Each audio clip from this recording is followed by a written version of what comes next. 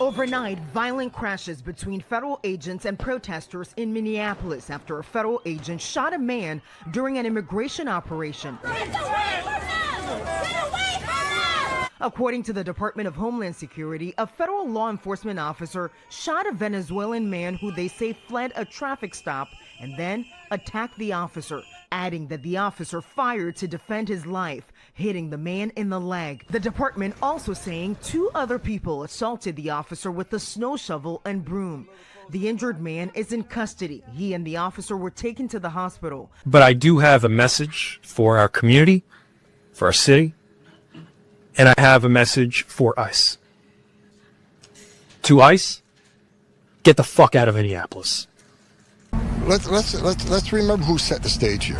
First of all, the Biden administration let millions of people release millions of illegal aliens in this country in violation of the law. Many of them criminals because they weren't properly vetted. We're arresting thousands of them. So first of all, they created the problem with millions of illegal alien criminals in this country. Second of all, Minneapolis, they're a sanctuary city. You know, if they let us in their damn jail and stop being a sanctuary city, we could arrest the bad guy in the safety and security of a jail. But because they normally release them, now we got to go in the community and find them. Then they're mad we're in the community.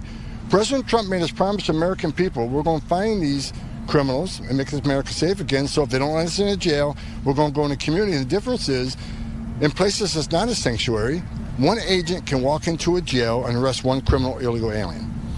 But when you release them in the community, now we got to send the whole team because we got to arrest somebody on their turf. They have access who knows what weapons. It makes it dangerous for the officer, makes it dangerous for the alien, and certainly makes it dangerous for the community. So if Minneapolis wants to help, like I saw Mayor Frey doing an interview this morning, let us in your damn jail. What's the downside of letting a federal law enforcement officer with the immigration authority talk to an illegal alien that you already locked up and put in a jail cell? It's ridiculous that they're pushing back on that. Are you familiar with Janine Younes? I don't know. I don't.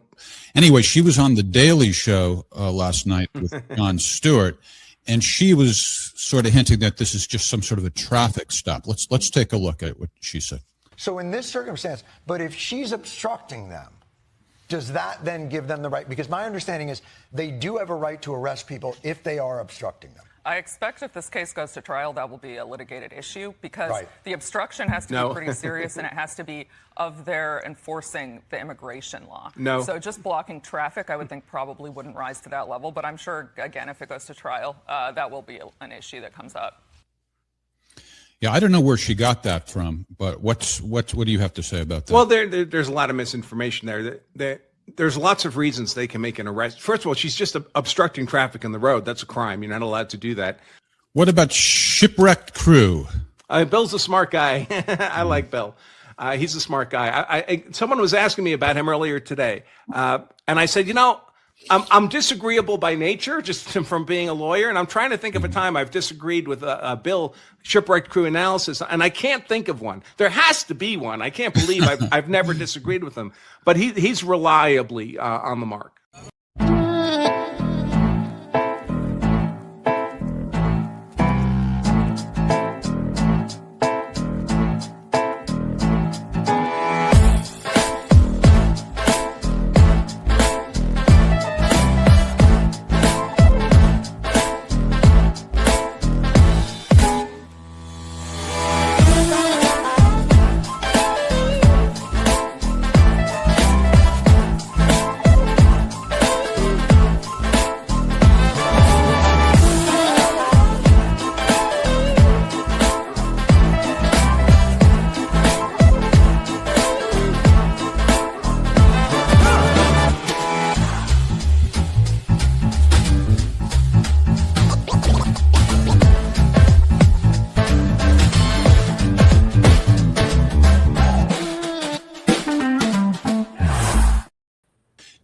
Yeah, baby. It's episode 66 of The Whiners on January 15th, 2026. Jeff Norman with Morgan and Ryan, as per usual.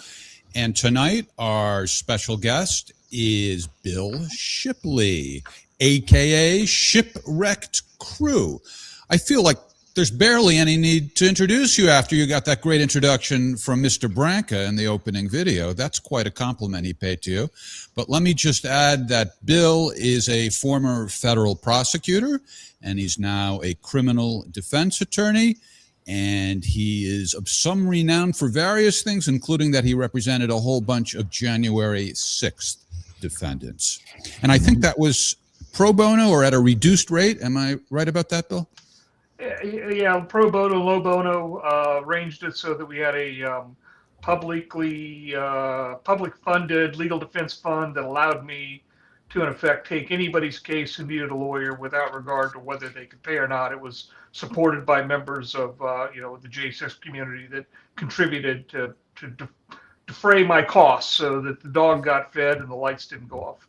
Right. Well, Ryan is extremely wealthy, so if you need any additional funds, I'm sure he'd be happy to write you a check. What are you drinking tonight, Ryan?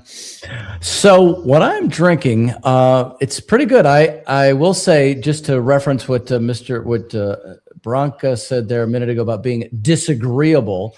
I'm disagreeable when it comes to Chardonnays, but I am drinking a French Chardonnay, which does not have lots of oak. It's a little bit more crisp and tart, and it is under $30. I'll say that. So it's good. Right. $29.99, I'm sure. That's and I'm right. drinking. I actually paid more than usual. It's just a bottle that goes for $18 on average. I think I got it on special though. But this is a California Pinot Noir, and it is excellent. This is night 2 of it. I opened it last night. Bill, you're not drinking? Unfortunately, the best I can do where I'm at is a little Crystal Guys' spring water. Nothing wrong with that. Still in the office. You're in. You're traveling, dealing with a client. Did you say you're in Boise, Idaho? Correct. Yes. Yeah. Ooh. I got arrested in Boise, Idaho once for doing a hidden camera prank. Should have called me. Yeah, that's right. Well, let's not take up too much time on that. How about you, Morgan? You drinking anything this evening? Coffee, actually. I know it's late at night, but I was had to wake up a little bit. All right. Well, I'd like to start with Janine Younes, who is a civil. Are you familiar with Janine? She's a. Yeah, she doesn't know she doesn't know what she's talking about. Yeah. Yes, I've read some of her comments on X, and she does not know what she's talking about. And she's combining it with arrogance, and that's a bad combination. And in this, aside from the fact that I always find that annoying, I think in this case it's also dangerous because she is contributing to this misconception that ICE has much less authority than they have, and so it's therefore relatively safe to go out there and do this and that. And it just got Renee Good murdered, that attitude. And there was another incident today that you were tweeting about.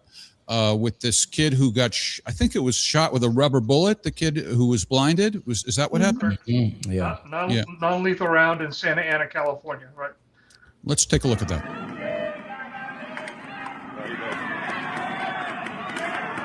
Right there.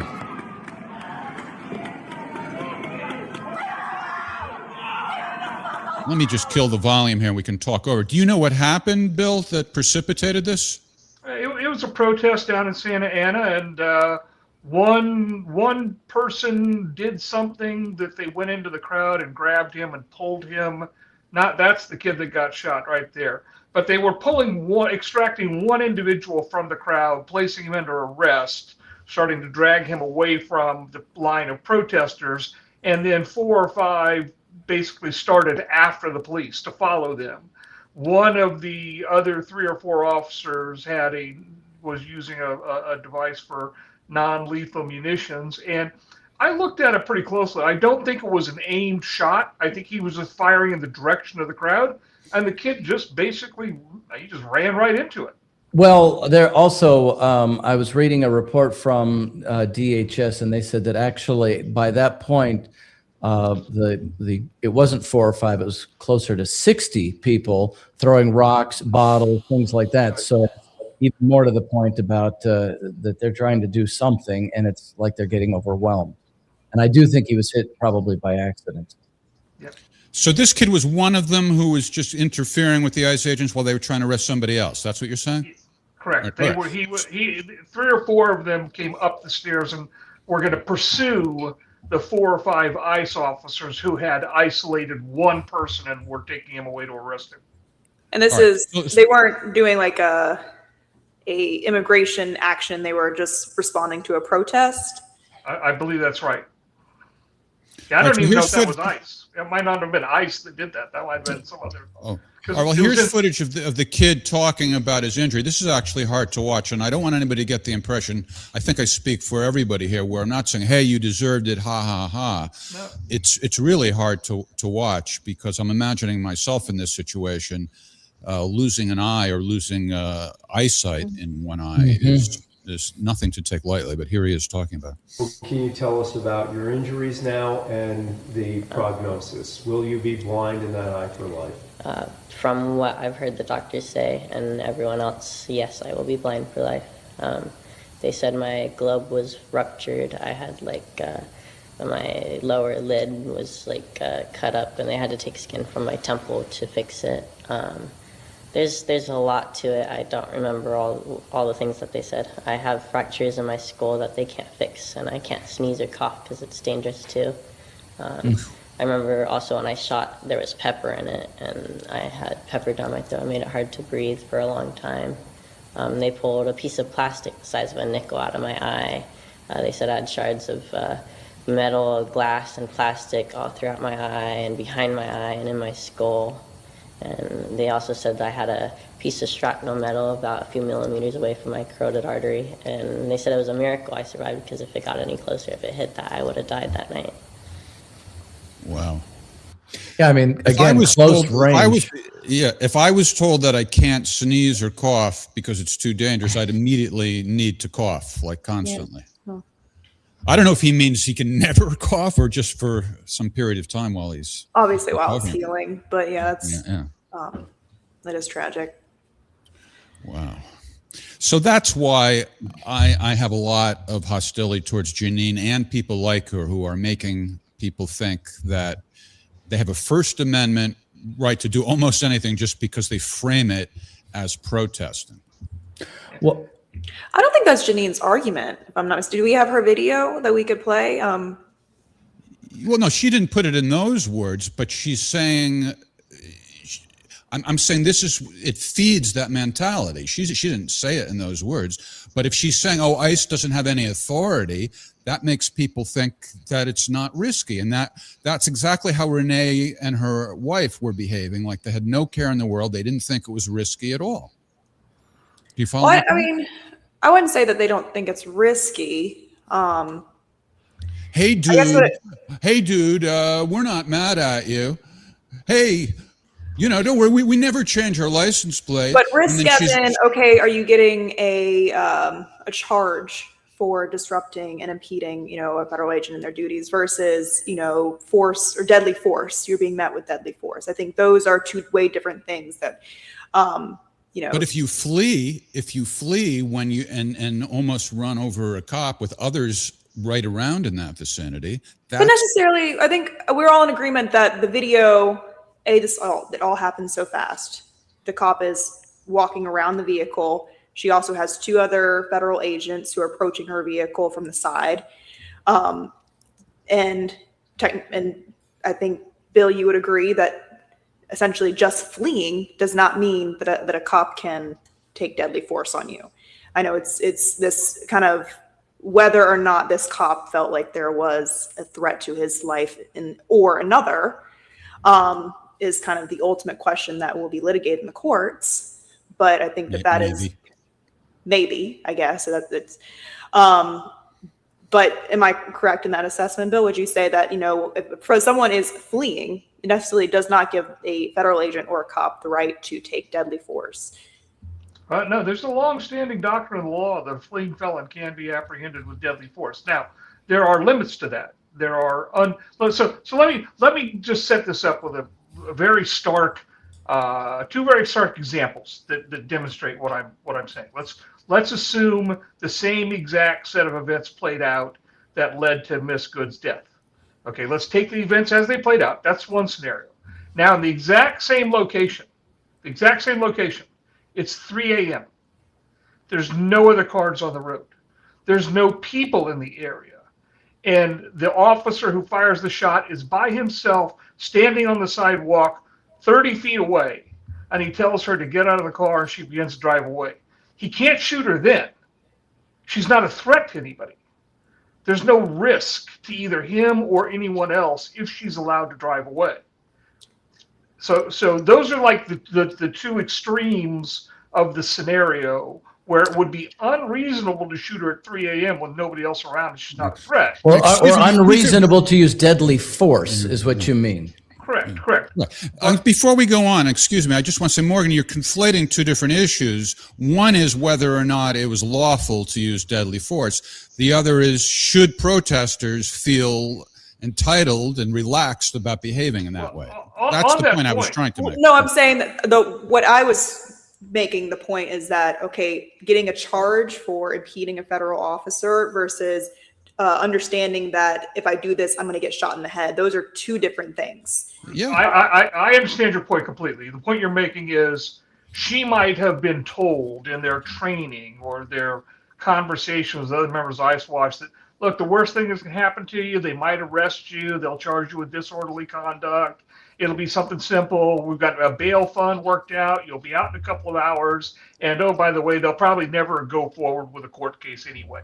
They can they can internalize that is, the extent of their risk. And now consider that also in the context of the videotape with the woman at the time, right after Good is shot, screaming, "I can't believe you have real bullets." And part of what the female lawyer is doing, Janine Eunice. Part of what she's doing when she's spreading this disinformation about ICE not being real police is she's leading people to believe that there's something other than 1811 law enforcement officers carrying firearms. They carry firearms because they're authorized to use firearms. They're authorized to shoot and kill people under proper justification. That's why they've got them. So if you're telling people, if you're telling the public, you're spreading this misinformation, oh, they're not real police. They don't have any jurisdiction over U.S. citizens. All they can really do is enforce immigration law. That's all nonsense. They got a gun on their hip for a reason. But that's ICE's, I'm sorry, Ryan. No, continue, Morgan. Continue. ICE's, sole purpose is to enforce immigration. So no, that's their focus. It's their focus, not their sole purpose. That's the mission of their agency.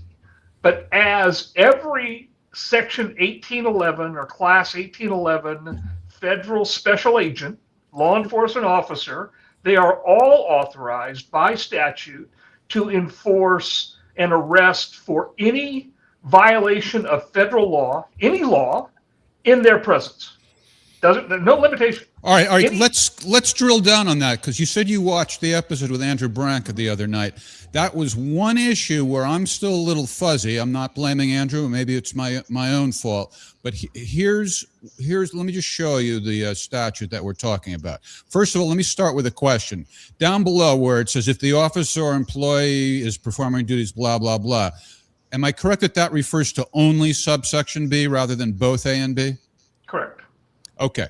So subsection A says that they're authorized to make arrests for any offense against the United States if the offense is committed in the officer's or employee's presence. So an offense against the United States means a federal crime. Andrew was saying it can be any crime. Well, okay, so we all as citizens, and you talked about this, I heard it. All of us, all four of us here as citizens, have the power under the law to make a citizen's arrest for any crime, state, local, federal, committed in our presence. We can detain somebody, which is an arrest. We detain them until the police arrive and we explain what happened. Then the police take them into custody. So a federal law enforcement officer has that same authority, civilian arrest, for the violation of a state crime committed in his presence. He can't go out and investigate a state crime.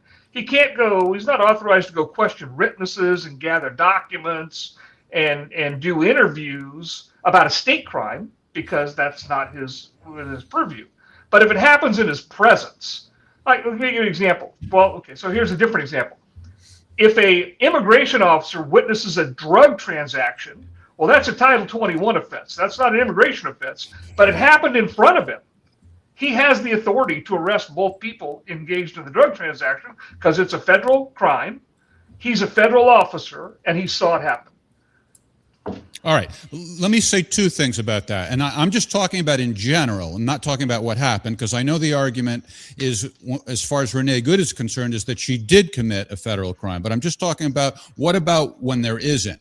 So the two things I want to say are, first of all, I think it's weird. I'm not arguing. I'm just observing that I think it's weird that ICE agents have to rely on citizen arrest laws for their authority in some instances. And the second thing is, citizen arrest laws vary from state to state. So in Minnesota, I checked, they do have the authority to arrest for misdemeanors, and blocking traffic, as she was, is a misdemeanor.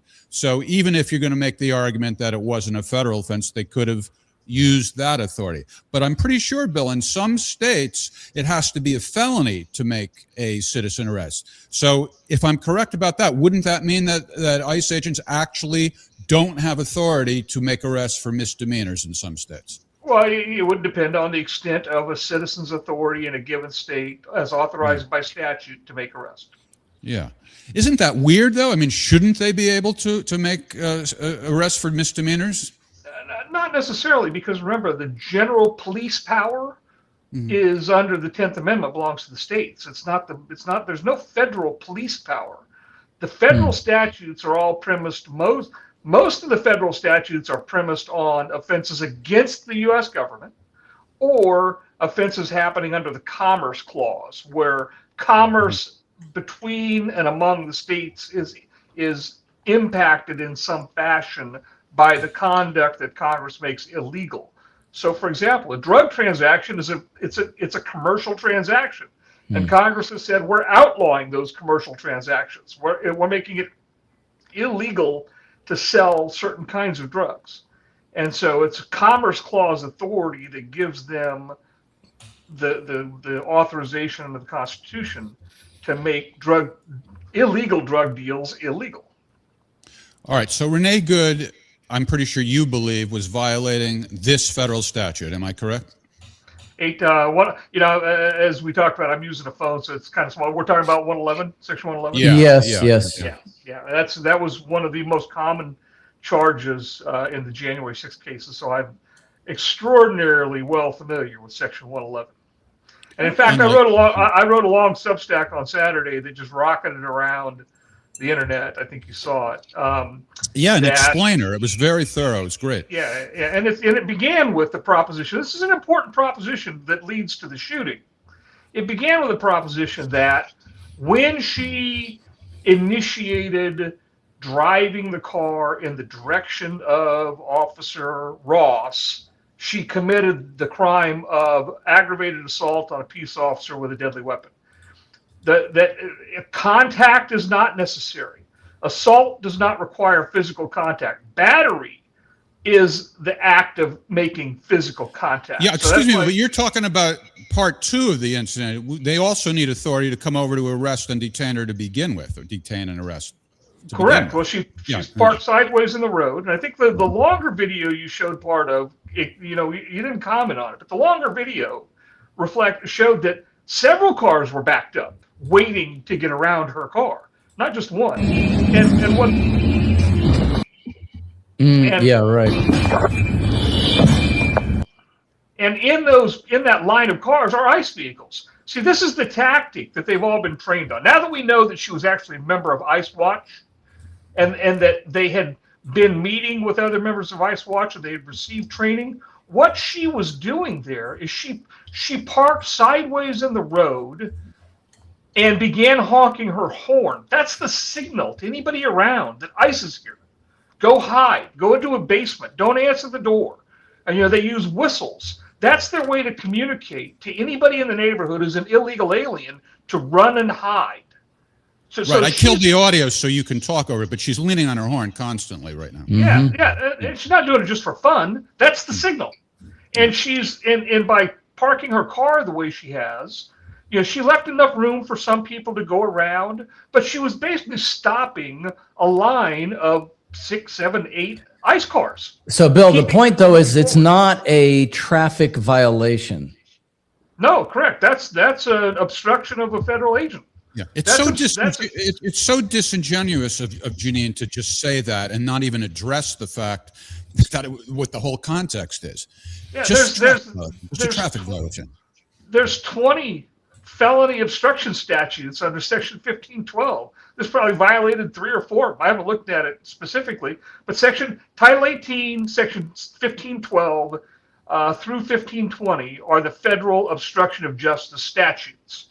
And if you're actively interfering with a federal criminal operation, that's obstruction of justice. That can be between 5 and 20 years, depending on which subdivision you fall in. Yeah, and these women thought they could do that. That's. Why? Do we know what ICE was doing there that day? Is that? Good question. They were stuck in the snow at that point. Well, what was their mission prior to that? I don't know. But the point I want to make about that is it underscores how dangerous it was for her to flee at the time she did where she did. I don't think they have cheap tires on their cars, and they were stuck in the snow. And so she's fleeing, not only putting that officer in danger, but everybody who's around there. Well, and look at where they're at. This is a residential neighborhood. There's houses on both sides of the street. There's cars. There's people on the sidewalks. Why do you think it's relevant, Morgan? I don't mean to cut you off. Why did you ask that question? I'm just wondering what ICE is, or what kind of operation they're conducting there. I mean, are they? I mean, well, Jeff, I asked the same thing too because the question came up, and it sort of you get this from the questions in the comments. For example, what are they doing? What is their? Bill, maybe you know. The answer is I don't know. Is my answer. I don't know if they were doing something right there or if they did something far away and they were just driving by. Yeah. Well, you know, Bill, what they were doing? They're doing targeted operations. And you heard in your video setup, Tom Homan, the director of all these operations, came out and said, look, because they're not letting us arrest these people in the jails where it's simple and easy and safe, we've got to go out into the communities where we think they are and find them. Well, that's what these teams are doing. 6, 12, 18 officers, I don't know, depending on, maybe where they're going or the nature of the subject they're going after. They have teams of ICE. And these teams actually, there's not just ICE officers. They have more than one federal agency involved in these teams. And so, when they're going into a residential neighborhood like that, it's entirely likely they're going after a specific person who they have reason to believe is at a particular location. So then ICE Watch goes in, slows them down, and starts blowing the horn and blowing the whistles, and that tells the illegals. The illegals know they should listen for that, and when they hear it, they go to ground. They go hide. Well, one thing I read was that they were near a school and the neighbors wanted to, protect the kids. But that doesn't really clarify why they were there. We still don't know if it was one of these targeted things right there or if they just happened to be driving by on their way to something and got stuck. Right? I mean, I asked because you have this other instance where this young man involved in the protest, you had ICE and Border Patrol deployed there to counteract the protest, which I find kind of goes beyond what their, role is. Almost seems like we're fanning the flames of something that, you have two sections of the country that are vastly divided on this issue. And as opposed to acting the law enforcement agents to act more in a disciplined manner, it seems like we're kind of aiding in this division of the country by deploying. What do you mean by counteracting? You said ICE agents are counteracting? Is that what you said? They said that they were at this protest to, clamp down the protest as opposed to getting someone and detain. Well, how about just to make sure that the officers can do their job and, provide protection? Actually, I think the protest in Santa Ana was at the ICE offices. So the protesters were outside the offices, and the officers came out to essentially protect the property, protect the building. Well, you know what? Actually, That brings up my point that I was thinking about earlier, which you had written about back in June when President Trump called out the National Guard. And it was reported that he just called out the National Guard all over California, but in fact, he called them out to federal buildings. So it's similar in that regard, isn't it, Bill? Yeah. I mean, they have the responsibility and the authority to defend the property of the United States, which includes the federal buildings. We go back 5 years, we had the courthouse in Portland, which is where ICE offices were inside the large courthouse federal building. And, protesters laid siege to that building every night for 40 consecutive nights in the summer of 2020. What does laying siege mean? I mean, I don't think that they ever fully impeded their operations, as opposed to were more of like a nuisance on public. No, in Portland, there were like hundreds outside. They tried to set the building on fire damn near every night. If it hadn't been for the fact that it was a brick and stone building, they might have had some luck. I mean, I haven't seen any of that. I saw it mainly. There was more of these. Are you talking about like the protests with the inflatables? Oh no, I'm talking about the summer of 2020. Okay, so like kind of the George Floyd riots, stuff like that. Exactly. Okay. All that summer, 40 nights in a row. I was writing for Red State at the time, and it was kind of funny. We had an arrangement where, because I was in Hawaii at the time, it would be like midnight for me, and it's 2 a.m. or 3 a.m. in Portland, so everything for the night had wound down, and I could write a story for the next morning because I was awake, and everybody else, 4 o'clock in the morning, they were all asleep. And so I would usually so I was writing stories about Portland pretty much every night. What happened that night in Portland? Okay, yeah. I'm sorry, go ahead. You got it, Jeff. The Trump administration has said that the reason they have so many ICE agents there, I think it's 2,000 or 3,000, whatever it is because they need them to provide protection in addition to performing their usual duties, because the National Guard isn't there. What is the reason the National Guard hasn't been called in? Oh, no. A month ago, the Supreme Court said they can't use the National Guard. Right. So that's the reason. Right. So, but is it ICE's jurisdiction to kind of, go further beyond, detaining and going after immigrants who are not here legally, and then now be kind of crowd control and riot control? I mean, is that kind of where we feel comfortable broadening their scope of their duties? Where is that supposedly happening? Well, that goes back to every federal officer has the authority to enforce or to prevent any federal crime happening in their presence. So they can stand outside a federal building and prevent people from, doing damage to the federal building. That's what they were doing when the kid got shot in the face, and so they send and you on the earlier comment about the 3,000 officers in Portland last night. A federal law enforcement car was broken into, and a gun safe that they keep in the trunk, where they keep high-powered weapons. A gun safe in the trunk was broken into, and the gun safe was taken out with the weapons in it, high-powered rifle. That was an FBI vehicle. So what's happened is, because the Supreme Court ruled a few weeks ago that this old statute that the president was using to activate the National Guard doesn't actually allow activation of the National Guard. It requires active duty military. Now this is a rabbit hole we could go down, but I would not advise it. So you're talking about the Insurrection Act? Well, invoking the Insurrection Act is actually another step. Okay. So the question is the ungovernability by the local law enforcement, and that's why you would have to bring in National Guard or actual regular army.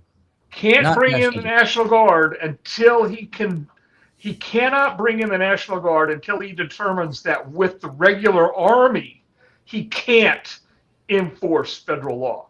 Well, that's a statute that goes back 150 years. It goes back pre-World War I, when we had a very small standing army, but we had very large militias.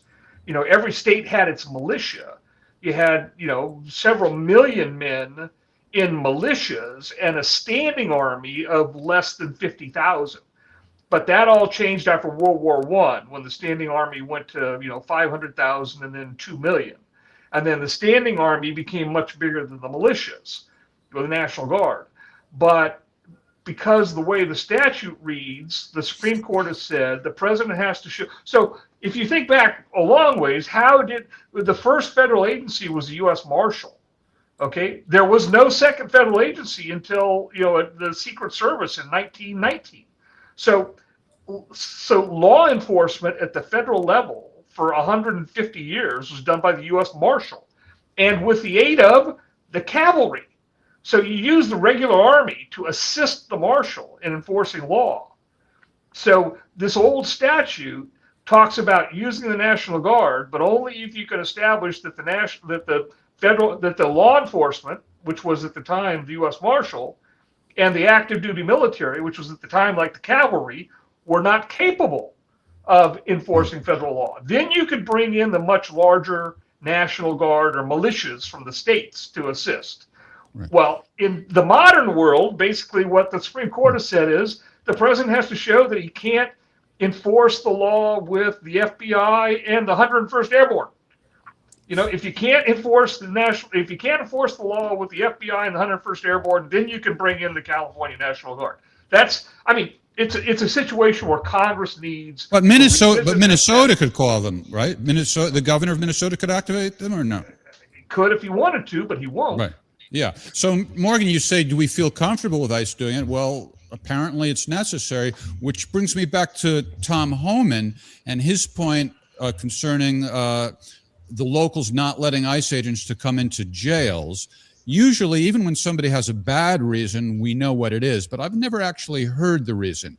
And I know that this is not the only locality where they're not letting ICE agents come into the jail. Is there any argument at all about why they're not letting them in, even a bad one? They don't want to lose the population. These blue states do not want to have a segment of their population, which is represented by illegal aliens, to be deported, because we're going to come up on a consensus. We're going to come up on a census in 3 years, and the census counts people. It doesn't count citizens. It doesn't count aliens. It counts persons. Everybody. Yeah, we had Ellen Jemerson on a few weeks ago, and she had this documentary called The Second Cooler that talks about who truly benefits from this immigration. It's not necessarily blue states, or it's the corporations, those billionaires and of the like that pushed for the trade deals like NAFTA. I think that kind of transcends past a blue and red division. Well, her point was specifically, correct me if I'm wrong, Morgan, her point was that it was the farm workers in particular, that was that non-skilled labor that was basically controlled by private corporations. That's where she was headed with that. And I feel like that's there's already been a study done that showed if you eliminated all the illegal aliens from the United States, the Democrats would lose close to 30 House seats in blue states. The populations of the blue states would be so dramatically reduced, like California. You would lose such large numbers of people for the purposes of the census that blue states would lose 30 House seats. That's why the Democratic Party. That's why Joe Biden brought 5 million of them in, and then with the help of some Southern governors, moved them around to sanctuary cities. All these sanctuary cities are blue cities. They want to keep these people in the cities for well, that sounds like the real reason. I guess that is the reason. No. What I'm getting at, I'm just curious though. They wouldn't say that. Have they given some bullshit reason? I mean, this must have come up. They wouldn't say, oh, it's because for the reason you just said. They would say something else. Of course. No. So what have they said? Well, the way the Biden administration handled it is they simply said everybody who can reach the border can make an asylum claim. But Bill, you also admit that this kind of policy has been happening ever since the Reagan administration. So it really doesn't have anything to do with red or blue. It's this, or even Bush administration who did a study that said that illegal immigrants bring in about $2 trillion in tax revenue that doesn't go back out into them. So it seems like it's this very pervasive issue that transcends past a blue president or a red president. I was born and raised in California. I lived there for 45 years. I lived in California in the 60s, 70s, 80s, and 90s. I lived through what Reagan did. And I lived in Central California in Fresno, which is agricultural heartland, breadbasket stuff. You know, in that time frame, those were Mexican migrant field workers. That's not who Joe Biden brought in. Joe Biden brought in illegals from all over the world, not Mexican migrants who came back and forth to work in either, you know, low wage or low skilled construction jobs or in the agricultural fields. That is a long bygone era. That's not what Joe Biden did. But we also hear the stories of some of these people who, you know, are getting picked up by ICE, have been here for decades plus. So this is beyond a Biden issue of, oh, that's when this issue really started, you know. Granted, yes, I'm not playing ignorant to the fact that, yes, there was a surplus of people that came over the border during the Biden administration due to their policy of not enforcing you know, the border. But to kind of act like this hadn't been happening prior is kind of neglecting the whole first Trump term, who was, you know, build the wall. I mean, it has been like pervasively happening, I find, ever since the Reagan administration. You had a high influx of Cubans. The, you know, what is it, wet foot, dry foot bill that Reagan pushed for Cubans. If they came here and they touched, you know, soil, they could have this fast tracked to asylum. You know, that marketing has really pushed kind of that immigration where it's people, if you just get here, you can seek asylum. You know, that's kind of what I want to push to people, that it's not this, you know, oh, the blue guys are all bad. I think that we have to broadly take into account that this has been happening regardless of who's been in office for a very long time. Well, Cuba was a little bit of a unique situation because that was a political asylum claim. It was people fleeing a new communist government who were being persecuted by the communist government with the fall of Fidel Castro. Well, no, Fidel Castro. Batista. The fall of Batista government, friendly U.S. government, and takeover by Castro, who was a Soviet acolyte. And so you had a hostile communist government 80 miles from Key West. And so that was, yes, wet foot, dry foot. If a Cuban could get on U.S. soil, they could apply for political asylum. Okay, that's not what Joe Biden did. Joe Biden just let everybody come, and the asylum, they came from all over the world, all points on the globe, and many transited through. You know, this is what not well known. You know, a lot of the illegal aliens that came in from Venezuela, they actually came from all over the world to Venezuela and got a Venezuelan passport, regardless of where they were from. And then use their Venezuelan passport to get to the U.S. border. You do. I mean, you are in agreement that some of these cases that we're hearing the ICE comes out with, oh, we detain this person, they've been here for, you know, 5-10 years. It's not something that like, oh, this guy just got here in September. Well, no, I mean, there's one example, Morgan, that you and I were talking about. We have a friend, Bill, his name is Jose Vega. He ran for Congress in the Bronx against Richie Torres. And his stepfather, when was this? This was probably 5 months ago. His stepfather was arrested by ICE. Now, his stepfather had been in the United States at least 30 years.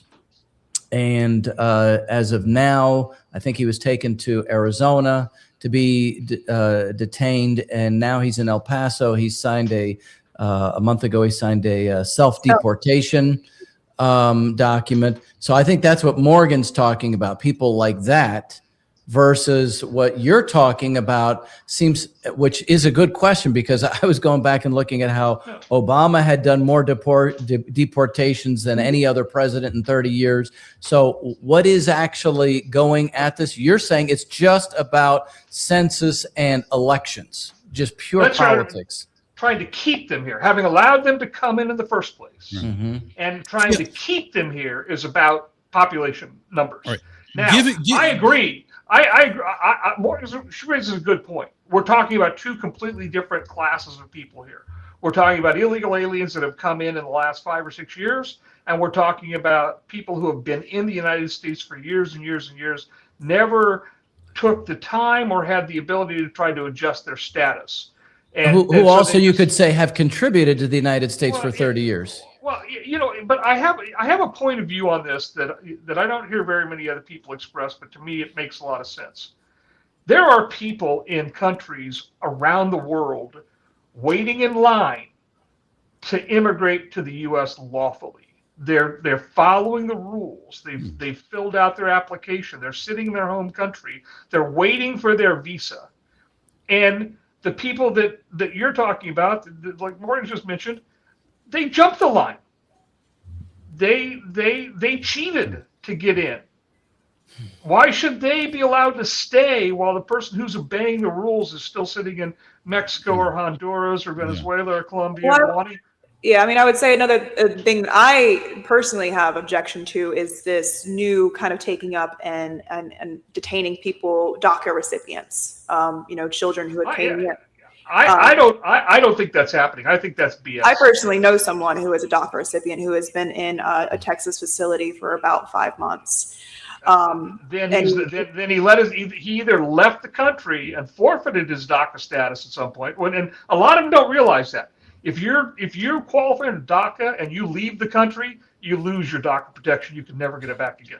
No, it's this kind of, which the Trump administration has taken a even someone that I would agree with in Jeanine Hunez's stance in this, the Trump administration has gone after First Amendment rights.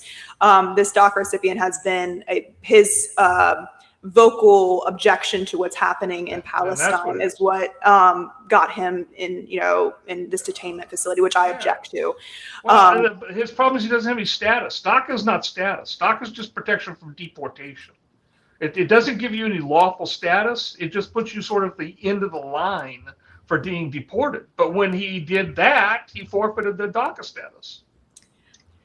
I don't understand. I mean, I subscribe that, under my constitution, how I saw it was that we have inalienable rights. So that means that person that is in another country that, my government has said, oh, we got to bring democracy to that country, that they had inalienable rights to have freedom of speech. So I don't understand how we have the chance to pick and choose when this person who doesn't have citizenship, oh, no, they didn't have a First Amendment right, when I was always been told and brought up to believe that that is something that shouldn't be taken from you, that we actually invade other lands to bring that to people. So then we have this kind of like, oh, no, you really don't have it because you're not an American. Well, I was always taught that is secondary. It's the fact that I was given those rights by something that goes beyond a country. So I don't understand how we have this argument where it's we accept that argument where it's, oh, he wasn't a citizen, so therefore he didn't have that. I understand your point, and I don't quibble with your point. I'm not sure though that the First Amendment reads, Congress shall make no law. Okay. But, the understanding has always been that the Bill of Rights are rights granted to us by our Creator, not rights granted to us by government. As such, they predate the Constitution. They predate the government. Mm-hmm. So I understand your point, but, it's, the risk is that somebody with, DACA status, maybe I think there's probably a misunderstanding in that community about what DACA status gives them, what it doesn't give them, and it does not give them lawful status. It just protects them from deportation. So one of the things that I wanted to bring up in this context, because we're talking about Jeanine Hunez and people are very politically charged. For example, you have this article here. Somebody sent this to me from Slate. You've heard about who ICE is recruiting. People talk about, in this particular article, the author talks about how she tried to apply to become an ICE officer because she wanted to get that $50,000 bonus. She had been in the military. Turns out that the article didn't amount to much because she was not in law enforcement. So just because she signed that form out. So you have things like that. You have things like what happened here in South Dakota, where ICE apparently detained 4 Native Americans who were sleeping under a bridge. So people are saying politically, this looks like ICE is going out like, some dragnet grabbing people left and right. So kind of all these things get conflated into one. Is this the devil's advocate portion of the mess? Show? Well, no, what I'm trying to say is maybe it's devil's advocate, but you have to, I'm wondering here about the fact that people are throwing all this stuff up, and maybe there's something wrong with ICE. I mean, we haven't even gotten to that discussion, but in these cases, it seems like they're distracting that, and that's what's also fueling the fire for this wild hostility. Maybe that's what the... Yeah. I think the point is that, and I read this statistic yesterday. I read it. I don't have any reason to doubt it, but I don't have any basis to validate it. The 800,000 contacts made by ICE with individuals around the country for immigration enforcement purposes that have produced no controversy, stand in contrast to the few contacts that create YouTube moments. And then there's no videos of all the things that they did that are correct. Here's a beautiful lawful arrest. Let's all watch this and get excited about it. Yeah, exactly. So you don't see all that. You only see the mistakes. I want to get back to. Let me get back to Minneapolis because it's a very chaotic situation, and I think most people want to tamp it down. And so I think that Tom Homan's point, assuming there's not a good counter argument, is a great point that should be emphasized even more if people are sincere about calming down the situation. And that's why I think you might have misunderstood the question I asked before. Maybe I wasn't clear. I buy the reason that you suggested, Bill, the real reason as to why they won't let the ICE agents in. But I always want to at least acknowledge whatever the opposing argument is rather than ignore it. So what I'm saying is I'm sure they didn't state what you said is the reason. They must have given some other bullshit reason. Do you know what that is? Has the locals ever claimed that they have some other reason why they won't let the ICE agents come into the jails? Well, I don't know that, if you wanted to talk about specific individual state and local elected officials. Mm-hmm. I think it is well enough established in the political doctrine of the Democratic Party that the United States should be a welcoming country, and that nobody is illegal. There's no illegal person. That's why they won't, even though the term in the statute written by Congress is illegal alien, they won't use the phrase illegal alien. They want to talk about undocumented. So in other words, they're here, they just don't have the right documents, but they're not here illegally because no human is illegal. That's degrading. So it's this attitude that the entire concept of taking somebody into custody simply because they arrived in this country without the proper documentation. The entire concept of taking them into custody and then shipping them back to their home country, that's illegitimate. That's the premise of that. That's the foundation of So they want to prevent Democratic from happening. They're protecting these prisoners.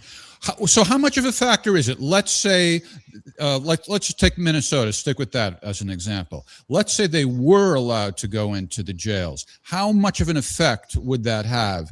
How much would that diminish the need for all these ICE agents to be on the street? Well, let me explain. I'll explain to you very directly how this would work. Because when I started the U.S. Attorney's Office in 1992 in Fresno, California, the heart of agricultural breadbasket of California,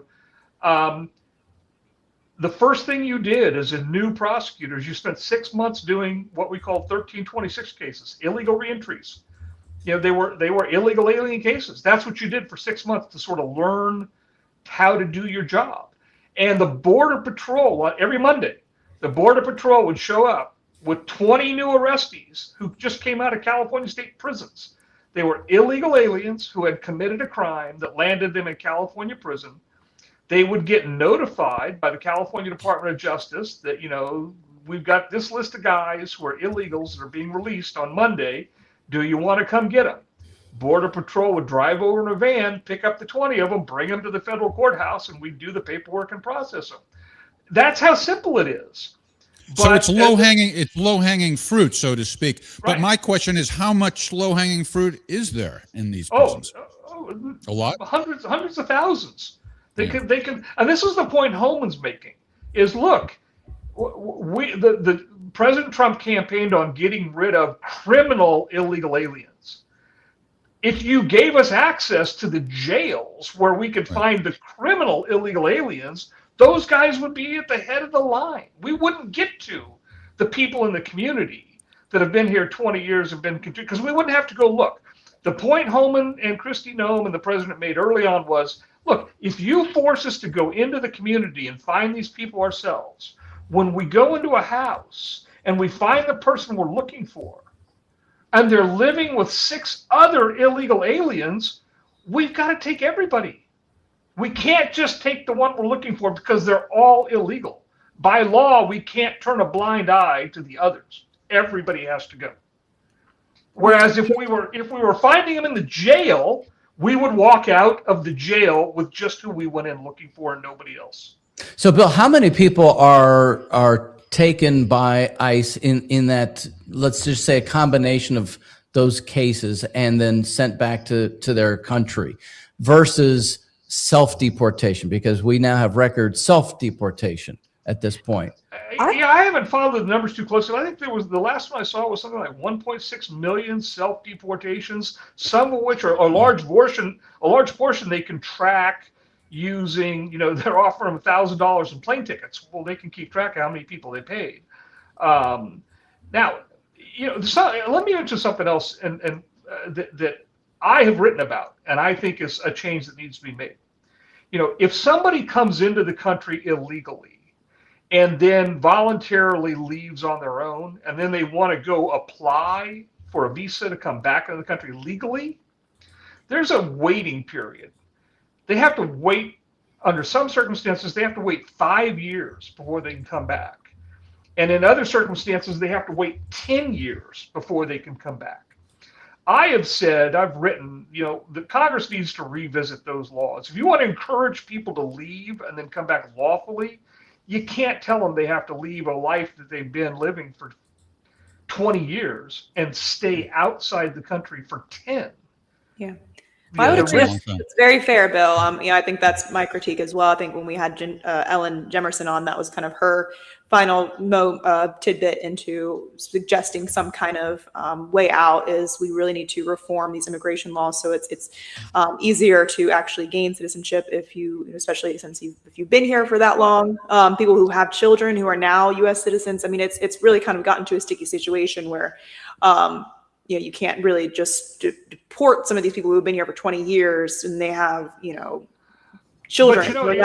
Here are the numbers. More than 2.5 million illegal aliens are leaving the United States. This is through the self-deportation, 605,000 deportations based on DHS enforcement operations, and then 1.9 million illegal aliens are self-deported. So the total is 2.5 million. Yeah, we need to encourage that. We need to encourage that because that regularizes immigration in the sense that who you're letting in. If you encourage them to go back to their home countries and apply and do it right, and they only have to wait 18 months or 2 years, most of them, they have family where they go back to. It's not like they're going back to some strange place, other than somebody who's lived in the United States for 30 years and doesn't have any connections to their own country anymore. But even most of those people would have extended family. If they were in a position where they wouldn't lose everything they built by having to go back to their home country for 12 months or 18 months or 24 months, they'd be more willing to do that. I agree. When they're being drug out, and again, I'm not talking about the criminals. Criminals should be deported and never allowed back in. Mm-hmm. But when people who have a long-standing record of being a contributing member of the society, to me, the one thing you just cannot overlook is, yeah, but you cheated to get here, and other people are sitting back in your hometown trying to come legally. Mm-hmm. Yeah, that cutting in line metaphor really resonates. And I think that's why, I don't really know what the numbers are, but I think that Trump got a fair amount of support from Mexicans and other immigrants who did it legally. Having grown up in California, I'll tell you, there is not a lot of sympathy in the legal Hispanic community for illegals. Because because in the lower socioeconomic neighborhoods of this country, those illegal aliens come in and take jobs because they work for cash and they work cheap, and they take away jobs and opportunities from lower socioeconomic class legal aliens. Mm-hmm. Now, Morgan, you have to leave shortly, but you have a final statement. I'm not a final say. I do kind of. I mean, I have about 10 minutes, so I did wanted to. The comment that you just put on the screen is kind of what I want to pivot to. Well, yeah, I wanted to put that up there because I think Bill should address it, but I'll put it back up again. Yes. Auntie Ann 6971 says ICE should not exist. DHS should not exist. Time to reclaim our civil liberties. That the ICE mission is to create the circumstances for a civil war so martial law can be declared. But I would say that what you just said, Bill, when you talked about the Supreme Court, that was only December 23rd when they said that the president could not bring out, Army, National Guard in particular. So that seems that it's not quite a martial law thing. If he tried and they knocked it down. Go ahead, Morgan. You were going to say something more. This is how Ryan gives Morgan a chance to make her final statement. He gives a speech. No. Let Morgan filibuster. All I know is I have plenty of wine, so I'll just sit back and shut up. Bill, I know that you represented some people that were in January 6th. I would assume that you did so because you kind of could see how politicized things were getting. If I'm not mistaken, you can also correct me if I'm wrong in that statement. But what I see that happening again, but on the opposite side, you have the National Security Presidential Memorandum 7, which I think is very alarming because it extends the definition of domestic terrorists to left-leaning groups. They said anti-American, anti-capitalist, anti-fascist, and anti-Christianity. I find that's very dangerous because there was this other report by Ken Klippenstein that got some of the ICE programs that was talking about how some operations were directed at ICE to try and create some kind of organized network of these leftist organizations and deeming them domestic terrorists. And I find that's very concerning that it's further progressing this police state. One other alarming thing was in the ICE policy, they redact their firearms and use of force policy. It's completely redacted. What are your comments on this? I think that you would be kind of a sound person, that you don't want to give the government too much. Jesus Christ, what are you doing, Ryan? I'm sorry? Yeah, Jeff, I want to see it too. Just calm down. Go ahead, Morgan. Too much power, because rarely does the government rescind back its power. And now it's used on domestic terrorists that they say in the left, but it could very well be a Democratic president that then shifts the definition to right-leaning domestic terrorists, and we're just kind of funneling down this police state, snowballing for more surveillance. I know that ICE is using this thing called Mobile Fortify, which has a database of every American's face, and they're scanning different people, immigrants that they find to see if they're citizens or not. I didn't consent for my face to be in this mass database. But Google's got it. Google and actually it's Meta. Meta's making these eyeglasses now that will do facial recognition for whoever you look at, and on the inside of the eyeglass will tell you who that person's name is Listen, I object to that, but I would say that my critique would be that they are not my government. They don't subscribe to the Constitution that gives me the right to my privacy. Yeah. Okay. Let me say this. I've been in this game, so to speak, since 1992. The whole concept of domestic terrorism, to me, it's silly. It's a joke. There's no domestic terrorism laws. Domestic terrorism laws are just violent crime laws that we've always had all along. What we have is a question of enforcement priorities and whose ox is getting gored, who the targets become of the enforcement priorities, whether they're conservative-leaning targets or liberal-leaning targets, left-wing groups or right-wing groups, the Christian Church or Antifa. So it's not. I find the whole domestic terrorism, whether right, left, or center, to just be silly. We have international terrorism laws because those cover people outside our borders. They aren't covered by our domestic violence laws. So this is just who's on the handle end of the whip and who's on the lash end of the whip is what it comes down to. And you're not wrong. It's becoming increasingly he who holds the lever of power decides who gets promoted and who gets punished. Mm-hmm.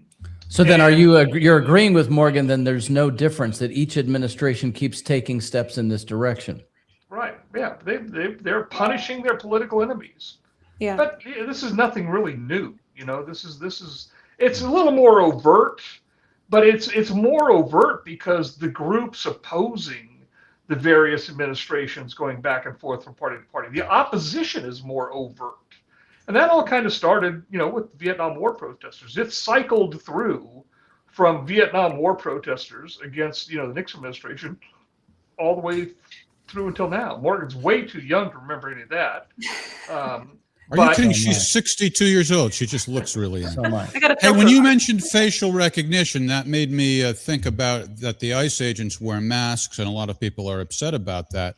I don't know if you heard that part of the show the other night with Andrew Brock, and I was saying, well, it seems reasonable that they wear masks because they're getting harassed at home and their family is as well. So why not require them to wear very large ID numbers? Because the other side of the argument is there's got to be a way to hold them accountable if they misbehave or if somebody wants to make a complaint. And Andrew rejected that suggestion. So let me try that on you, Bill. What do you think? Ultimately, it is not the role of individual members of the public to hold accountable individual members or individual employees of the federal government. It's the federal government's obligation to hold its own employees accountable, and it's the obligation of the members of the public to vote against governmental officials that they don't like or that they're not happy with. That's how we have accountability in the United States. To make them change the policy. Exactly. You change the policy by changing the politician. But that doesn't say anything about individual incidents. I mean, normally when the police, normal police departments do something, people have a way to file complaints. There should be a way for the public to do that.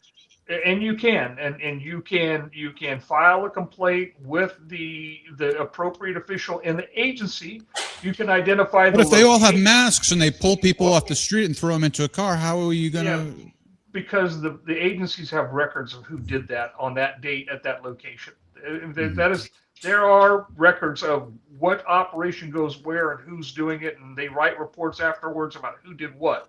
So it's not hard for the agency to identify who the suspect would be. You're not going to know their name. You're not going to have any identifying information, but you can give enough information that they will know who it is.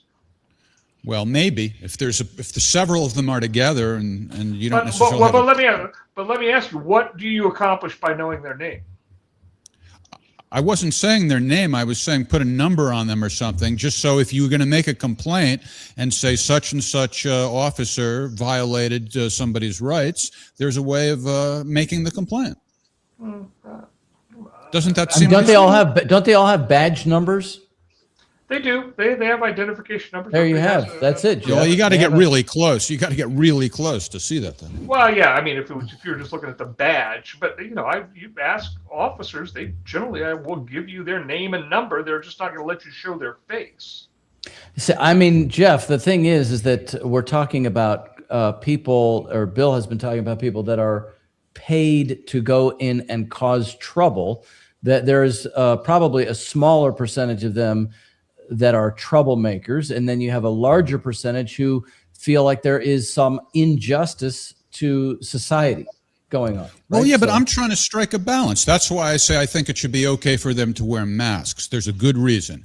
I don't want them to be harassed at home. I don't want their family to be harassed. And that's why I think let them wear the mask, but put numbers on them. That to me is striking a balance. If you don't put any numbers on them or some way to identify them, you're not striking a balance. You're giving all the weight to the ICE agents and their vulnerability, which is real. But I think there's also a valid concern that people, when they're whisked away and thrown into a van or something, there should be a way to go, oh my God, who did that?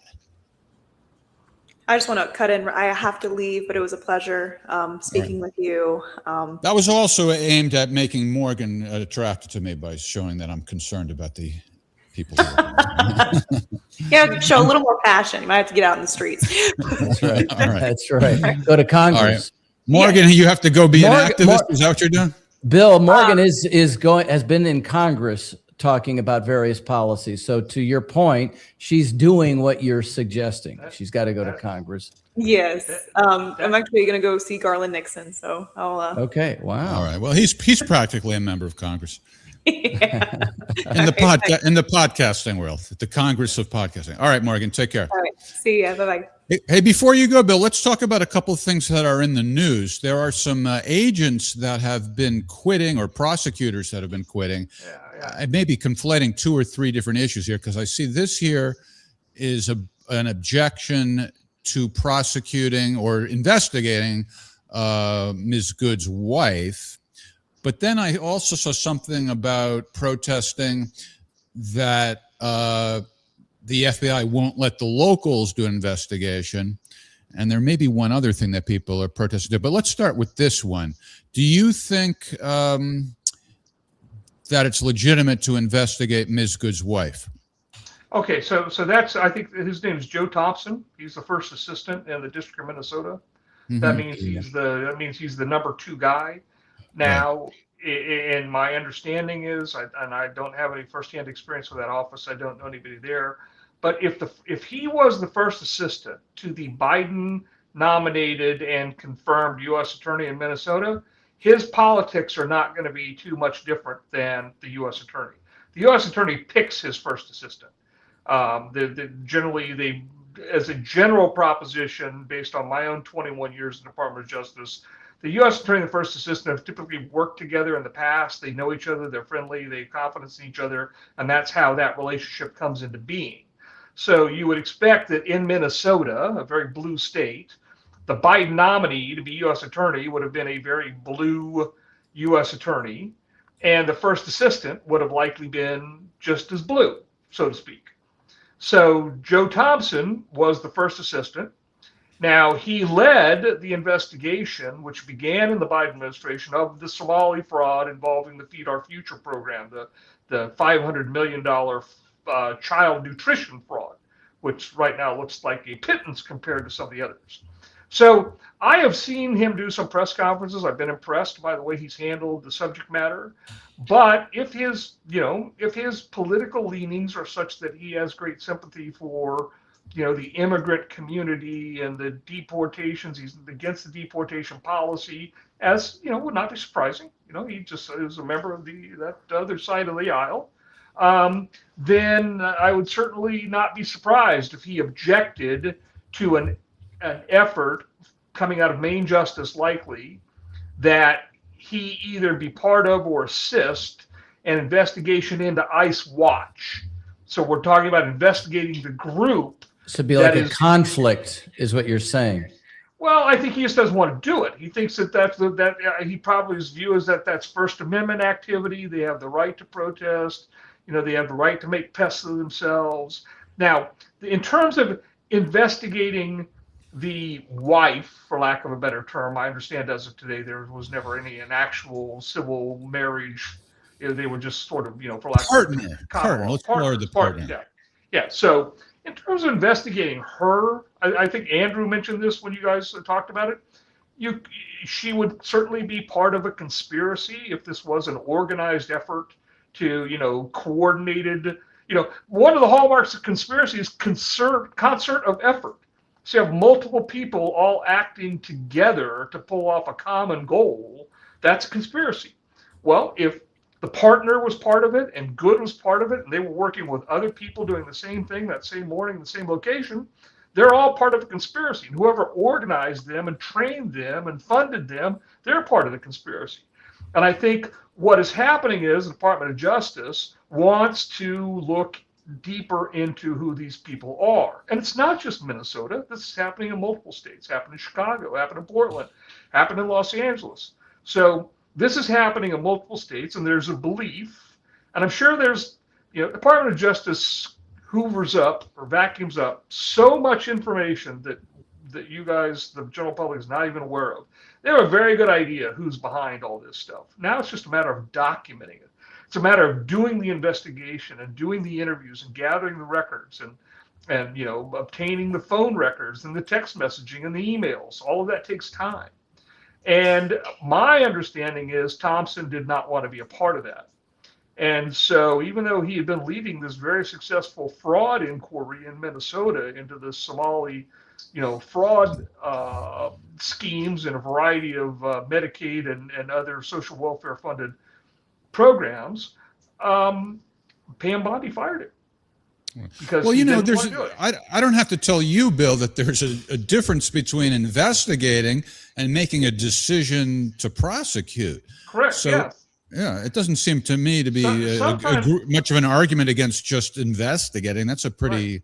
Finding out who it is, and should we go further? Is there a reason to pursue this further? And so that's the report. Now, I think where it's being conflated, where it's being confused, is the report from earlier this week, I think on Monday or Tuesday, that 4 senior officials, management personnel in the Civil Rights Division Criminal Investigation Office.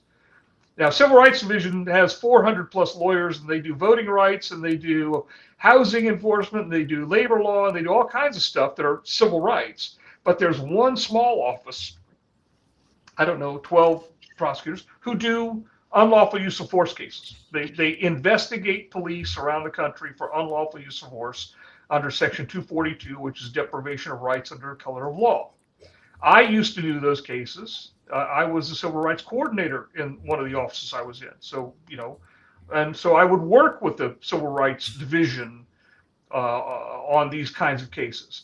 Now, what I understand is that Harmeet Dillon, the Assistant Attorney General, which means she's the boss of the Civil Rights Division, she made a determination on Monday that their office would not investigate the shooting. She was convinced, as I'm convinced in looking at the video, that there's no crime. If there's no crime, the Criminal Investigation Division and the Civil Rights Division has no purpose of doing it. And that's what this headline says. Are they talking about the same situation or a different situation? Federal prosecutors quit in protest over lack of investigation. Okay, so I can't see that article. Is that article about the Minnesota U.S. Attorney's Office, or is it about Maine Justice Civil Rights? It says six lawyers from the U.S. Attorney's Office in Minnesota quit, along with 4 leaders of DOJ's Civil Rights Division. Now, but it's a different reason than the other reason, and that's why I'm confused. Is it the same situation, or are these different situations? Well, I think they might have been motivated in part by the same event, which was Harmeet Dillon's decision to not prosecute. Well, there's 2 things. Harmeet Dillon said the Civil Rights Division is not going to open an investigation of the shooting because review of the video told her the shooting was justified. If it was justified, there's no crime. If there's no crime, there's no reason for a criminal investigation. So you don't even start without a crime to investigate. Why are you opening an investigation? That's her point. How many cases are actually investigated where they say, okay, let's look at the unjustified use of force? Probably several dozen a year, because any police shooting, local, state, federal, they can all be subject to the same investigation, same statute. And what about this issue of the FBI freezing out the locals? Is that standard or is that unusual? And whether it's standard or unusual, how do you feel about it in this case? Well, I think it's unusual, but it's unusual because the Minnesota state law enforcement has not been a productive partner. They've been a force in opposition to the Department of Justice. It's like, the Department of Justice says, you guys don't cooperate with us on anything. Why should we cooperate with you? Why should we cooperate with your effort to investigate our officer who we've already said didn't commit a crime? So you want to investigate? Knock yourself out. You're not getting any help from us.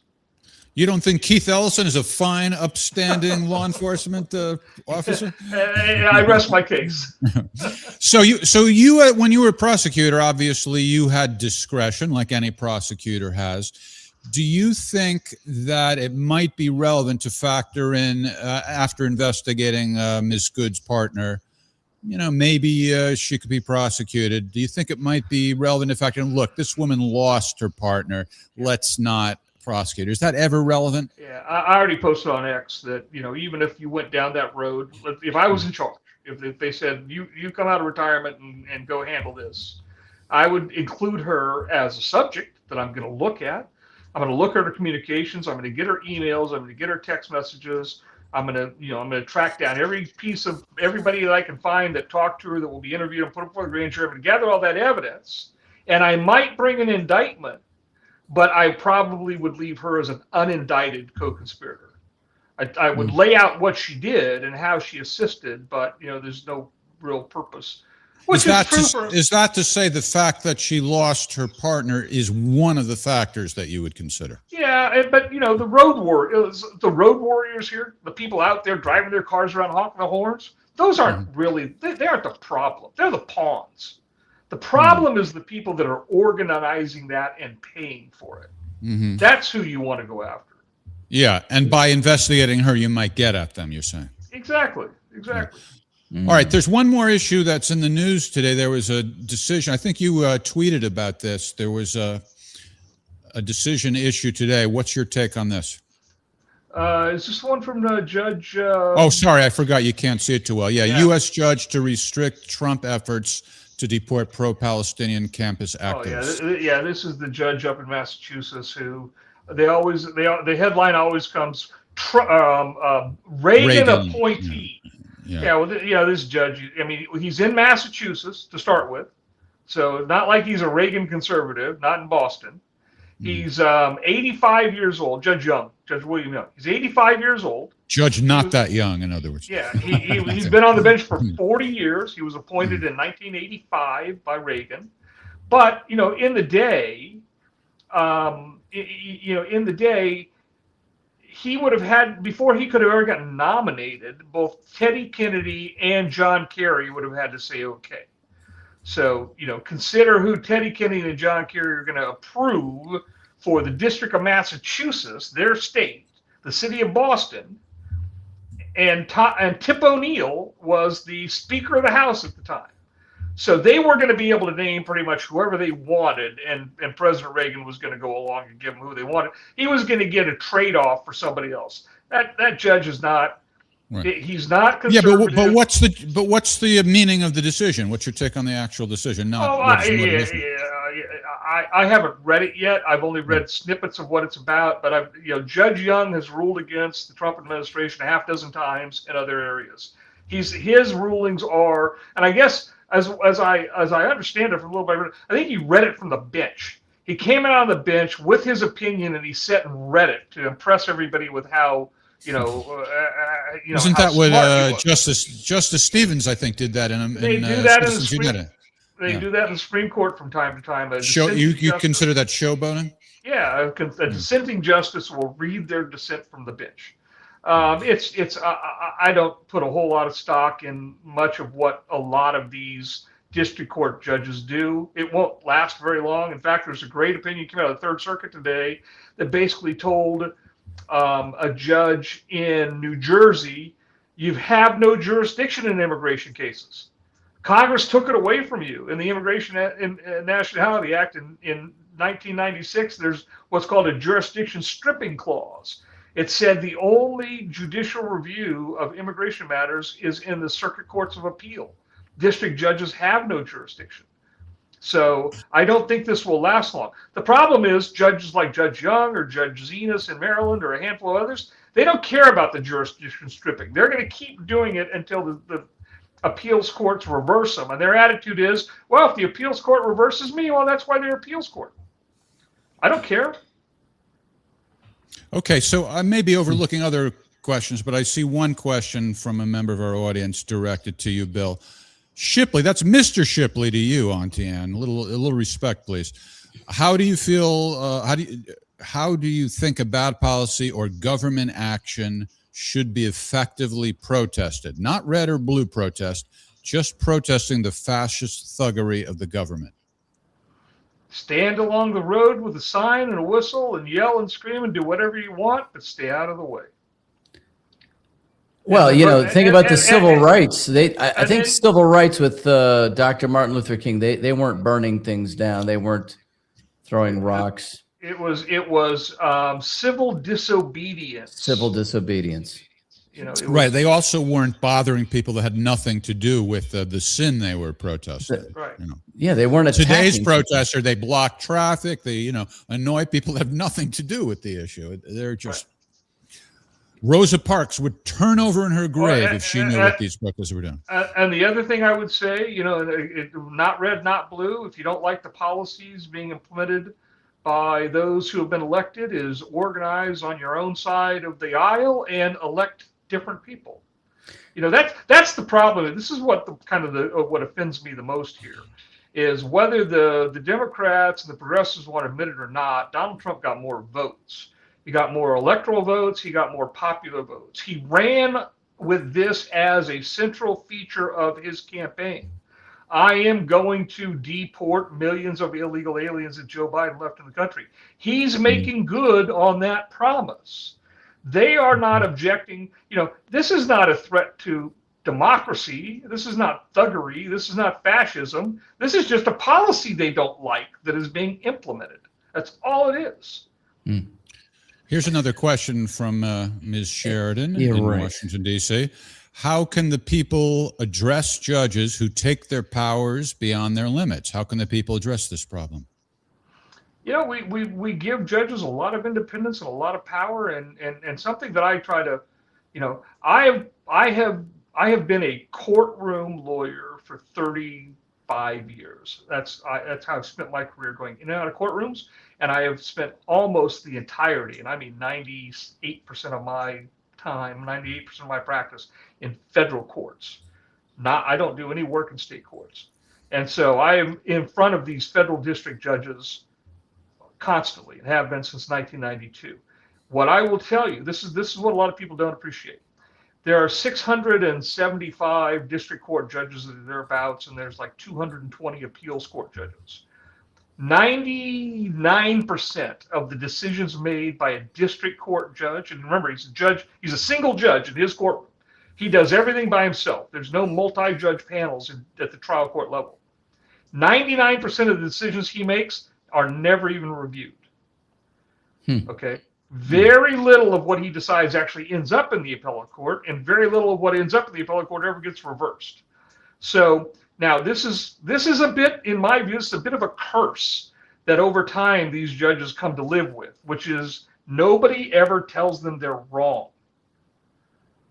Now do that for 25 years. And how do you think it influences your thinking? It's ingrained. You're thinking about human nature. Yeah, right. Yeah. Well, maybe I'll get a little love from you on, I don't know if you heard what I said to Andrew the other night. Do judges really have the authority to tell people how to dress? Because I want to wear a hat in court, and I don't want to hear this nonsense that the judge feels I'm disrespecting him when actually I'm perfectly willing to respect him until he tells me how to dress. Then I don't disrespect him, because what the hell? It's not disrespect. I'm not telling him to stop dressing in a silly robe. So do they really have that authority? Well, the tradition of the country has been that the judge owns his courtroom, and he can make any rules for conduct inside his courtroom. You want to put your hat on in the hallway when you leave? He's not in control of that. Inside the courtroom, I had a judge tell my paralegal in a trial, very friendly judge, who I got along with great. I had a new paralegal come into a trial, sit down at counsel's table, open up his laptop, start beginning to arrange my electronic slides presentations on the first day of trial. And the judge had the clerk bring me up to the bench. He said, Mr. Shipley, I don't know your new paralegal, but if he doesn't have a tie, he's not sitting at counsel table with you. Well, I don't really like that. I might be talked into. Maybe it's different if you're, is it called an officer of the court or whatever, if you're an attorney? That's a little different than just being the audience. I appreciate that. But. Yeah. No, but Jeff, are you going to protest? So you said a tradition. That's not the same thing as authority. You know what, though? Challenge it, Jeff. Who else is in authority inside a courthouse if not the judge? Well, that means that you can't question their authority. You can't, not inside the courtroom.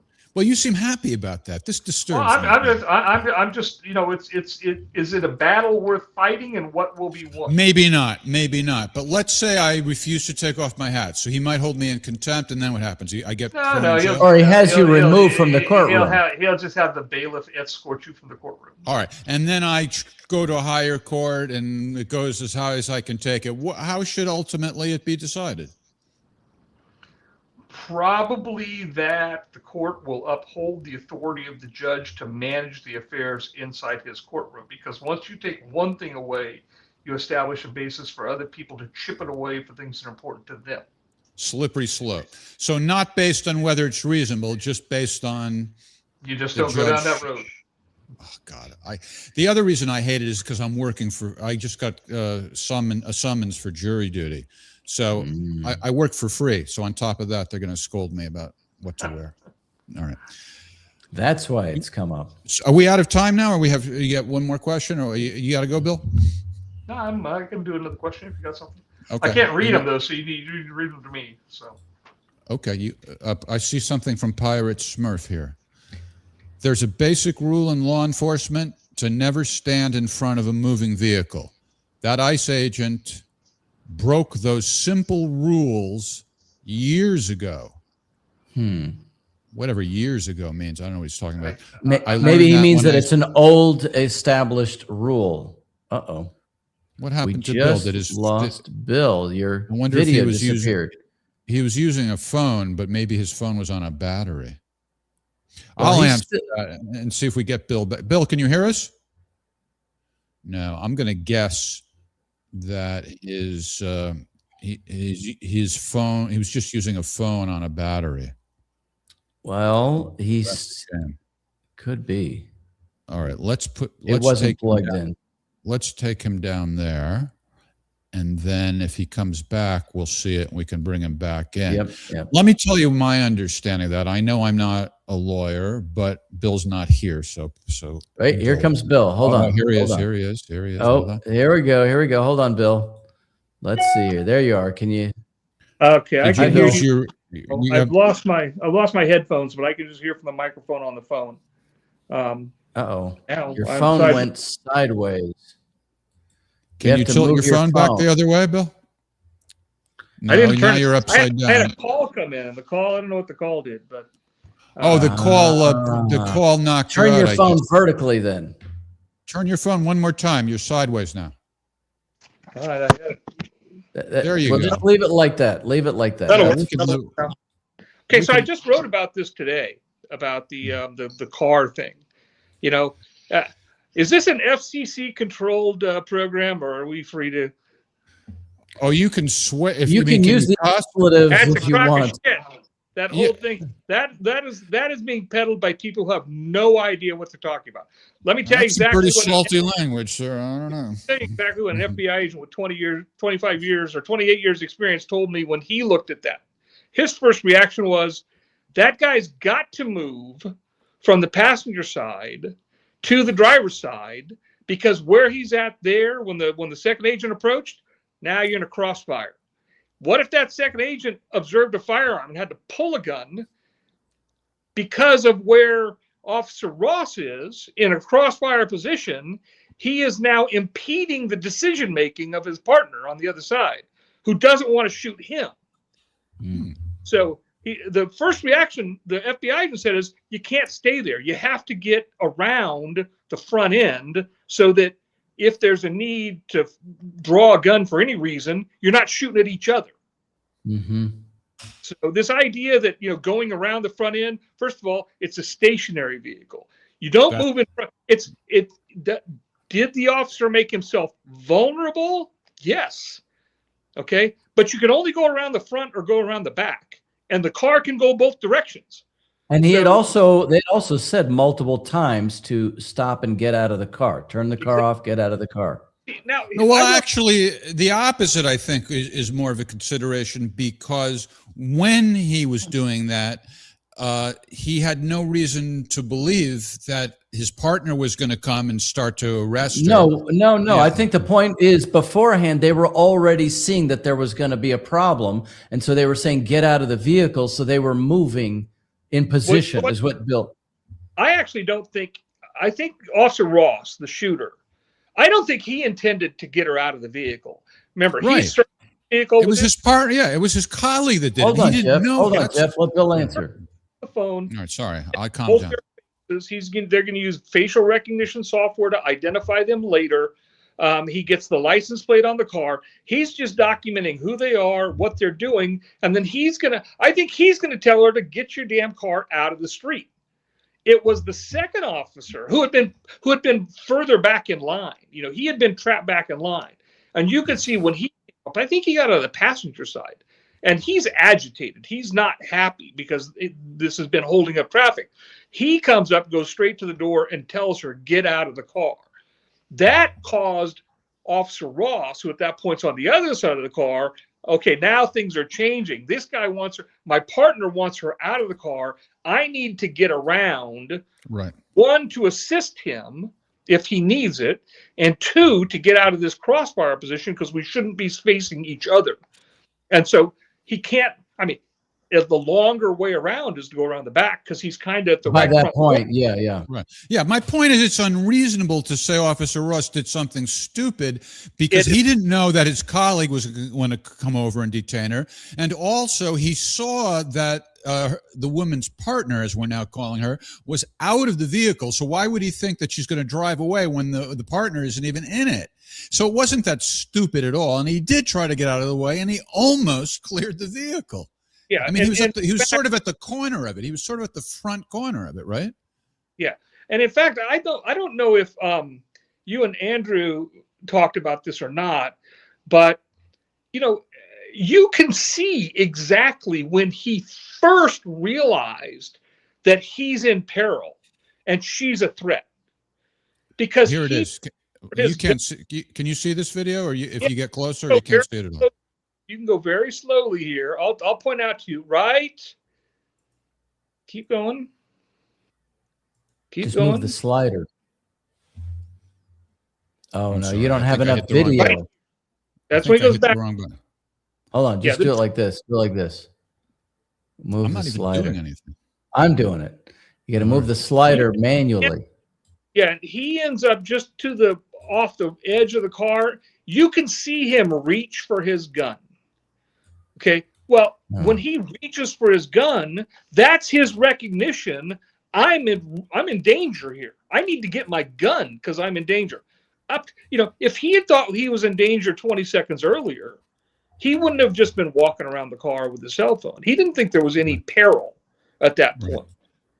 Look at his feet. You can see his feet between the legs of the agent that's in the window. They're off the ground. He's almost to the clear of the car. So all these people who are making a big issue of that. So what are you saying? If he was 3 inches more to the side, then therefore she wouldn't have been driving recklessly?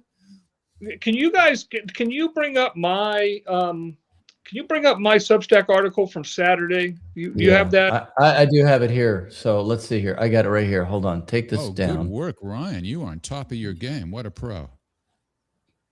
Because I blew up 4 images right at the end. All right. So here we go. Wait a second. That's your video. Oops, hold on. I got it here. Where did it go? 4 images at the bottom. There it is. Okay, so at the bottom, huh? Yep. Come Yeah, on. this was a long article, but man, it rocked. was. This is. Oh, the here we go. explainer, right? Yeah. It's the law splainer, I think is Yeah, the law splainer. Now, if you go up, right. There's the first image, I think. Let's see. Yeah, that's the first image. That's the second image. third or the fourth one, next one, Right there. So here he's pulling out his handgun right there. He's reaching for his gun. That's the moment that he realized, I'm in danger. He reaches for his gun. Before that, he never reached for his gun. He had never had the thought that he was in danger until right there. Well, and her car tire is not turned yet away from him. It's still pointed as if he's looking at the tire and studying it. Well, but what he can't see, and I never deny the obvious. I do that in courtrooms. I tell judges, I'm not here to deny the obvious. There's another angle. Well, his video, his cell phone, she's turning the wheel. So while he can't see the wheels, he can see her turning the steering wheel.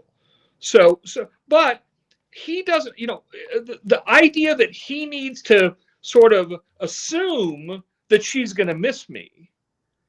That doesn't make any sense at all. Yeah. So and also the other key thing, Bill, is that his body is right up against the front of the car. So what difference does it make how she's turning the tires? Yeah. If she goes forward, no matter which way she's turning, it's going to hit him. Right. And there's actually another angle. Or almost hit him. Put one hand out on the hood, and he kind of uses his hand to kind of pivot his hips away from the front end. That's how he kind of avoids. I think she still brushes him, but he manages to not take the full frontal impact by kind of pivoting using his hand. And again, there's also ice on the ground. He's slipping, that kind of thing. He has all right. So I know you're not a mind reader, Bill, but let's say he was a few inches over to the side, meaning that the car could have cleared him and gone on. Do you think he would have fired his weapon then? Had he been clear of her completely, like you said, let's place him 3 feet further to the right, so he's clear of the front end. I think he lets her go. That's like she's not going to run over him. I think when he's pulling his gun, he's still thinking she's going to run over me. And once he starts that, I think they've already timed it. From the time he first reaches for his gun until he fires the first shot is 1.3 seconds. And then I think 1.6 by the time the third shot's fired. So, or 1.3 plus 1.6, so like close to 2.9. 3 seconds start to finish. Once he's already pulled that gun and decided to fire, you and Andrew talked about this. Firing multiple rounds is what they're trained to fire. Andrew made a very good point about firing through a windshield. Windshield, you get a spider crack. You can't see what you hit when you fire through a windshield because it cracks. You lose you get distortion now in what you're seeing. But let me give you an alternate example of the exact same situation, and we'll end on this. Let's assume that instead of sitting in a car, she had a gun at her side. Mm-hmm. Okay. The idea that he's supposed to sort of intuit and then judge that she's going to miss him with the car would be the same thing as saying, if she raises this gun, I need to wait until she fired to see if she's aiming at me or she's aiming to the side of me. I got to wait for it. I can't. In other words, the car is a weapon. Yeah. It's like, if he has to wait to see if she misses him or hits him for him to fire, how would you use that same calculation if it was a gun? He has to wait to see if she hits him with a round or misses him with a round? Not at that range. At that range, it'd be immediate. Well, and it's pretty damn immediate in the car too. It is too. But you're speculating, and I agree that it was lawful to shoot her. But let me just pursue your logic for a moment. If you're saying that you don't think he would have shot her if he was a few inches over and the car cleared him, then what's the reason to shoot her? Is the reason to stop the car, or is the reason because she's a risk to others, or what? Or is it self-defense? I think it's an instinctual self-defense reaction. It's not I don't think there's a, it's not like a logical analysis. It's instinct. Right. Yeah. Now, have you seen the video of the Baltimore County female officer who gets killed by a Jeep that is parked like 6 feet in front of her, and she's got a gun on the driver and yelling, "Don't do it, don't do it"? No, but is that in one of your articles? No, I don't have it. It's easy to find, and you can find the video. It's Officer Cabrini, Cabrini. It's a lot. I mean, it's a there's a okay. very short. All right, and this is a gang violence thing. Yeah, I think it is. It's 3 gang members robbing houses, or 4 of them. One of them stays in the Jeep. She sees the Jeep, confronts him. All right, hold on. Yeah, okay, go ahead. You get that up. I'll say this. These are training videos. These police academies and instruction locations for all law enforcement, they watch these videos because this is the epitome of the worst case scenario for an officer in this position. How old is this, though? 3 or 4 years. Not that old. Okay. Oh, okay. Cabrini Green, not Cabrini Green. Let's see here. Cabrini, I think is her name. Yeah, I got that, but I got a bunch of Cabrinis. Jeep. Let's see. Green officer death. Okay, let's see. I'm looking too. Say the search words that you think are most logical, Bill. I'm on YouTube now. What should I put in YouTube as the most logical search words? But Baltimore County Cabrini, you should get it. She's a Baltimore County officer. Officer Cabrini. Okay. All right, I got Baltimore County Officer Cabrini, and I'm hitting search. It comes up one down. I don't see anything that looks like what you're talking about. No officer charged in custody death. I got the Caprio, Caprio. Caprio. That may be the reason. All right. All those Italians. Officer Amy Caprio. Let's see here. I think I might have it here. Let's see. This is her body cam. Yep. Okay, I think I got it here. So let me see. Yeah, let me get the share here going, and let's see here. This is it, I think. Let's see if I can find it here. Okay, so this is the Jeep. There's the Jeep, and she's pointing, and they're coming right at her. They're stopped. They open the door. You see them open the door and start to get out. What happened there? This is a news report, so I think you'll see it in the news report. Okay, so they're getting out. Just that's it. He's dead. Oh, that's what happens. Back it up. Back it up. Yeah. Right here. It's right here. So the door's open, then he shuts it and comes right at her. That's what Officer Ross was facing. And if you look at that again, you'll see the car wasn't pointed right at him or right at her, and they turned the wheel and ran right into her. Oh yeah, I see. So that is right about here. He's already shut the door. Right there. So they ran her over completely. Yep, she got 1 round off. Missed. All right, I have the video down below, but I guess we got it enough here, right? Yeah, there's dozens of videos like this of the consequences or the bad outcomes in car stops. Okay? And law enforcement agencies, they train with these videos. Don't let this happen to you.